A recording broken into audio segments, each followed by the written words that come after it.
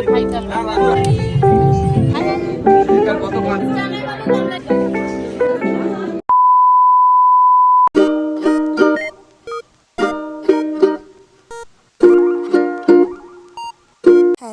Everyone, welcome back to my channel. তো কেমন আছো তোমরা সবাই? আশা করি তোমরা সবাই খুব ভালো আছো। তো আজকে আমি এতটাই বিজি হয়ে পড়েছিলাম যে আমাকে রেডি হয়ে তোমাদের সাথে ব্লগে ইন্ট্রো দিতে হচ্ছে।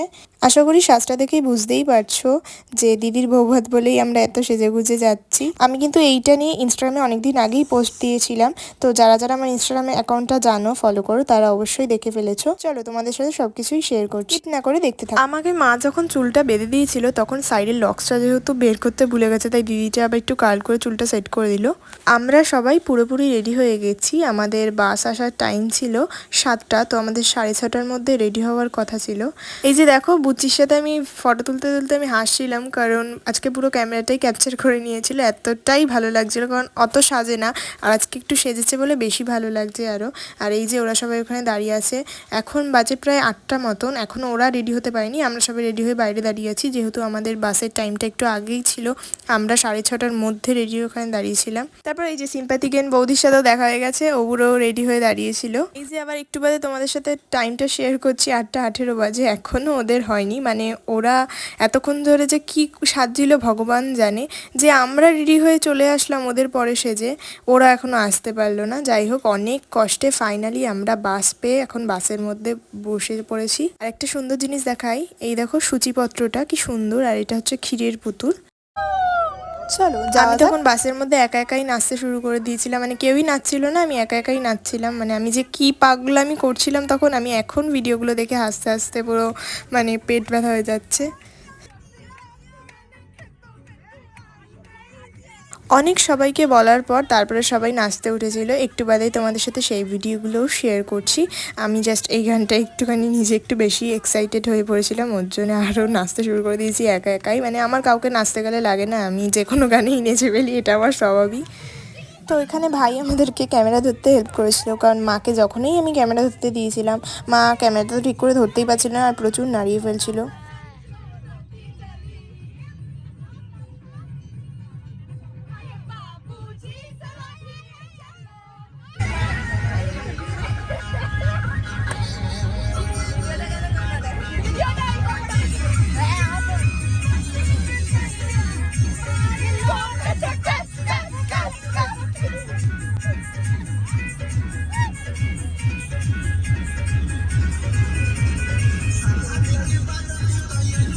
আসলে আমি সেই সময় শাড়িটা পরেছিলাম, আমার শাড়িটা শুধু খুলে যাচ্ছিল, কেন জানি না, এরকম কোনো দিন হয়ই না। সেজন্য নাচতে নাচতে বারবার করে ঠিক করতে হচ্ছিল।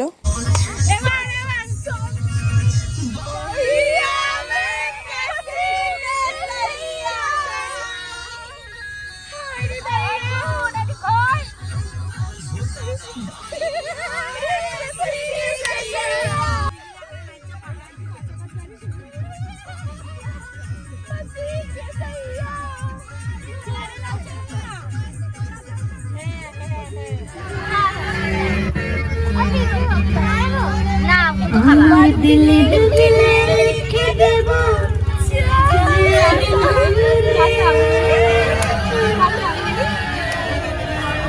আমার দিলে লিখে দেব জানা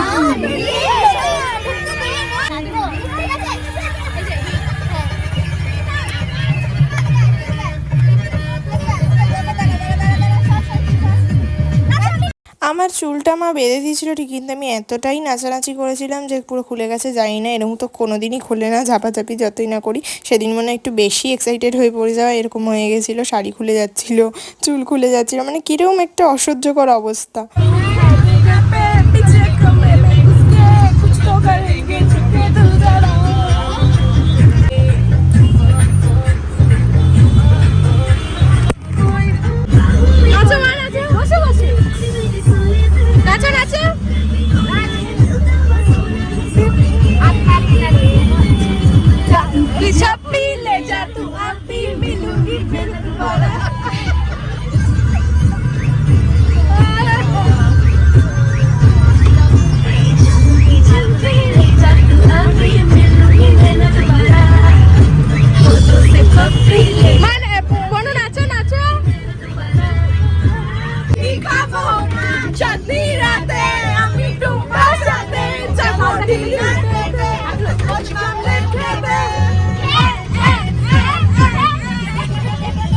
এখানে মাকে অনেক বলার পর মা আর বোনও একটু নাচছিল, বোনও তো অনেকক্ষণ ধরেই নাচছিল, তবে মাকে অনেক বলার পর মা নাচতে নেমেছে। মা সচরাচর এত নাচ করে না, শুধু হাতটা তুলে একটুখানি ওই ব্যাস, আর কিচ্ছু না, তাও একটু নেচেছে, জাস্ট তোমরা দেখো।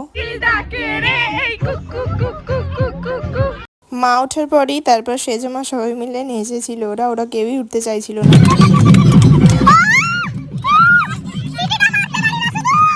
ফাইনালি আমরা আসতে পেরেছি, প্রায় 2 ঘন্টার মতন লেগেছিল আসতে, বুঝতেই পারিনি আমরা এতটাই মজা করছিলাম। তো তারপরে আমরা ফটো সেশন কমপ্লিট করে চলে গেলাম একটু স্টার্টার খেতে। স্টার্টারে চিকেন ছিল আর বেবি কর্নও ছিল। আমি বন্নিকে একটা কফি দিলাম আর আমি নিজেও একটু টেস্ট করে নিলাম। দেন চলে গেলাম দাদাভাইয়ের সাথে একটু গল্প করতে।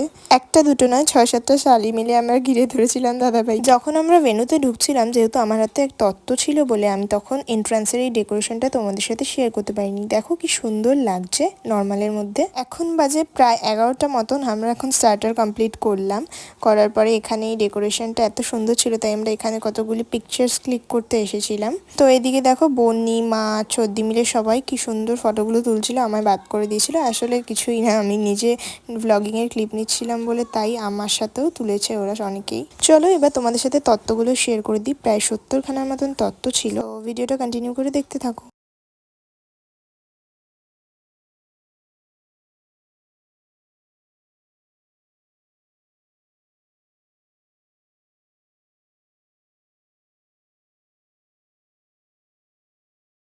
এই যে অনেকক্ষণ বাদে একটা ফাঁকা সময় পেলাম ওদের একটা ফটো নেওয়ার জন্য। এখন প্রায় 11:30টার মতন বেজে গেছে, সেই কারণে অত লোক এখন নেই। তারপর একটা পুচকে মিষ্টি বাচ্চার সাথে তোমাদের আলাপ করে দিই। দাদাভাইয়ের ভাইয়ের ছেলে, খুবই কিউট।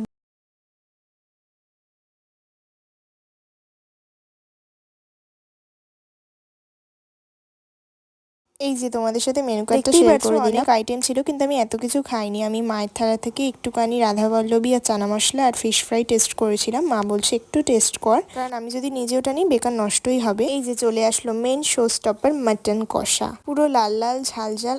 কি ভালো লাগছে। আমি এডিট করতে বসে আমার এখন জিভে জল চলে আসছে, লিটারালি খুবই ভালো হয়েছিল সেদিন মাটনটা। আর আমি একটু সিনা পিস খেতেই পছন্দ করি, আর তার মধ্যে আমাকে কয়েকটা রেয়াজি পিসও দিয়েছিল। ওহ কি দারুণ।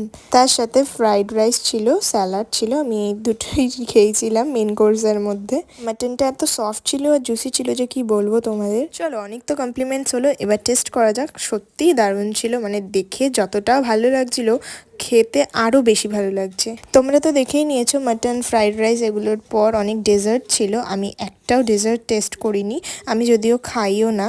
তো আইসক্রিমও ছিল, আমি আইসক্রিমটা পর্যন্ত খাইনি, আমি শুধু দুটো পান নিয়েছিলাম। এখন আমরা খেতে এসেছিলাম দিদিভাইয়ের কাছে, যে আমরা আমাদের ফ্যামিলির একটা গ্রুপ সেলফি তুলবো। তারপর একটু দিদিভাইয়ের সাথে গল্প করছিলাম সবাই মিলে, আর কি। এবার দিদিভাইকে টাটা জানিয়ে আমরা বাসে উঠে গেলাম। উঠে আমি কিছুক্ষণ তো ঘুমিয়েও পড়েছিলাম। আমার বাসে উঠলেই ঘুম পায়, তাও অনেকটা রাস্তা যাওয়ার পর আমার ঘুম পেয়েছিল। এখন বাজে প্রায় 2:30টা মতো। আমরা শর্টকাটে আসতে গিয়ে আমরা ওই শর্টকাটের রাস্তার মধ্যেই জ্যামে পড়ে গেছিলাম, ওই জন্য আরও দেরি হয়ে গেছিল। এখন এই নেমে পড়েছি বাস থেকে মোড়টার সামনে। এখন 3:00 বাজে, আমাদের ওই জ্যামটার জন্যই আরও লেট হয়ে গেল। বিয়ের যা ধকল গেল, আমরা সবাই খুবই এক্সস্টেড হয়ে পড়েছি।